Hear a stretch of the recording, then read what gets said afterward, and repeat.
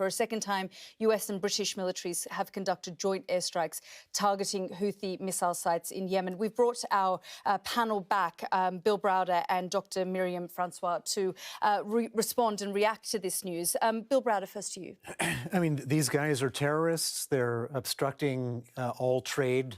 They're creating inflation. They're creating supply chain problems. Commercial vessels can't go through the Red Sea. Something's got to be done, and this is absolutely necessary to stop these terrorists from obstructing free trade. Dr. François, I mean, there are many who are saying that, frankly, the Biden administration should have acted sooner and faster, that hundreds of billions of dollars has been put at risk because the Houthis have held this area in the Red Sea at ransom. Sorry, so just let me get this straight, Yelda. So we are bombing one of the poorest countries in the world that has been under a humanitarian blockade. There has been famine. These people have been decimated.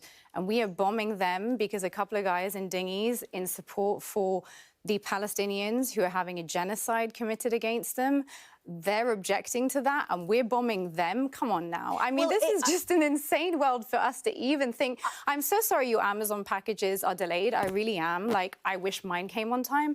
But, you know, genocide, guys, genocide. There are 2 mothers a day dying in Gaza right now. It's 109 days into a conflict in which a humanitarian crisis has been declared to the world day in, day out. By the way, Dr. François, there are many who are Yemen watchers who monitor and follow the Houthis who say this is doing wonders for their branding, actually, that it isn't just the Palestinian cause that they're focused on. So call a ceasefire now and end the positive branding. If you want to stop the Houthis doing what they're doing, then call a ceasefire right now. Do you genuinely believe that the Houthis would stop doing what they're doing? They have literally said that that's why they're doing what they're doing. They have not previously blocked those routes for any other reason except this one. So yes, I do. And I also think the West needs to start to understand that you cannot just go around playing cowboys in the world. There are consequences to your actions. You cannot just go around bombing people's countries, ignoring international law and expect no repercussions. For every cause, there is a consequence. And just because you don't like a couple of guys trying to resist, I mean, these are now prescribed terrorists. Sure, according to Western governments, well, they are also according to the Yemeni people, because they've which is a Saudi-backed government, which is essentially our. But the Yemenis who live, under Houthi rule talk about the fact that this group continues to terrorise them as well. Yeah, I'm no fan of the Houthis, apart from when they're blockading in favour of a ceasefire, which should have been called a long time ago. Bill Browder, I'm just going to bring you into the conversation. We started the whole conversation an hour ago about how you can't afford housing and your generation and so on and so forth.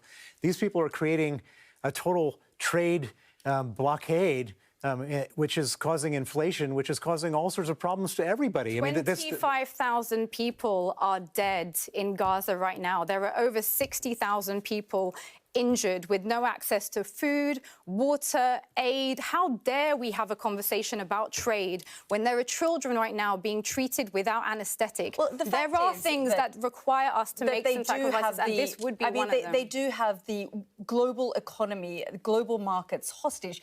Good for them.